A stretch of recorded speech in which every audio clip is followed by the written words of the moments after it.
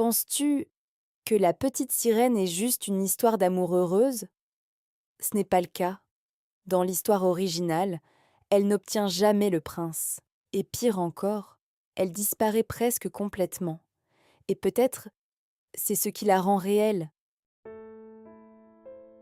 Au fond de l'océan vivait une petite sirène. Elle avait 5 sœurs. Elles aimaient collectionner des perles, décorer les coraux et chanter librement dans la mer. Mais elle était différente. Elle restait seule, silencieuse, assise sur un rocher, écoutant les histoires de sa grand-mère sur le monde des humains. Là-bas, il y a le soleil, il y a le ciel, et des cœurs remplis de passion. Mais les humains ne vivent pas longtemps, disaient ses sœurs.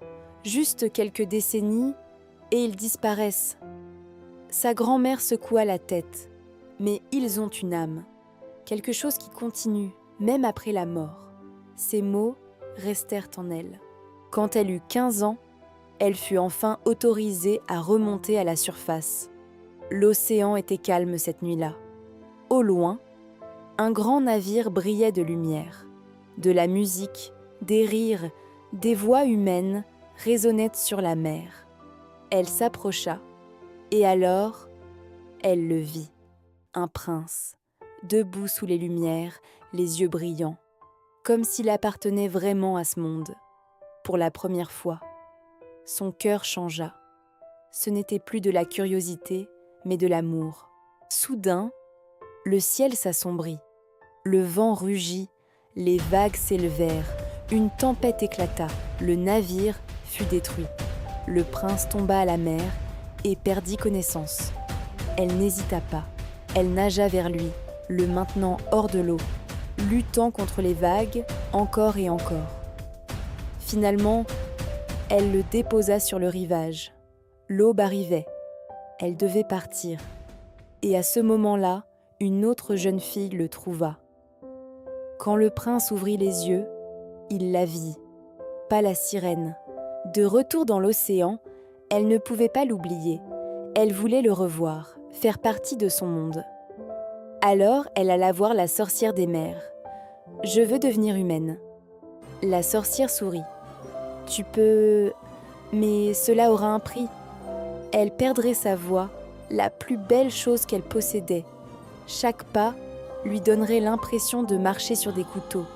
Et pire encore, si le prince ne l'aimait pas, elle disparaîtrait au lever du soleil. Pas d'âme, pas d'au-delà, comme si elle n'avait jamais existé. L'océan devint silencieux.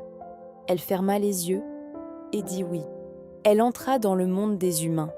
Elle pouvait marcher, mais ne pouvait plus parler. Le prince l'accueillit.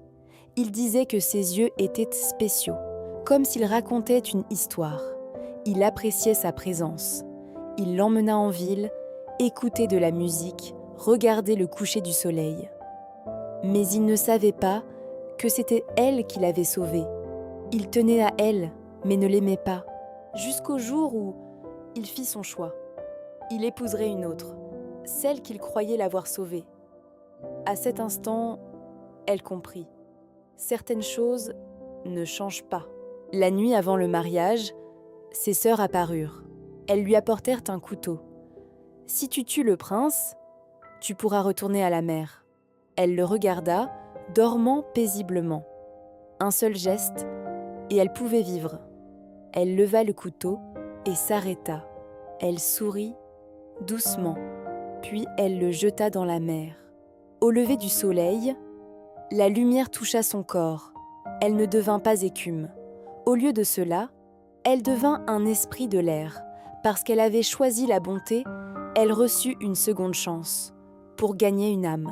Cette histoire n'a jamais été simplement une histoire d'amour. C'est une question de choix. Quand tu dois choisir entre survivre ou devenir une meilleure personne, que ferais-tu ?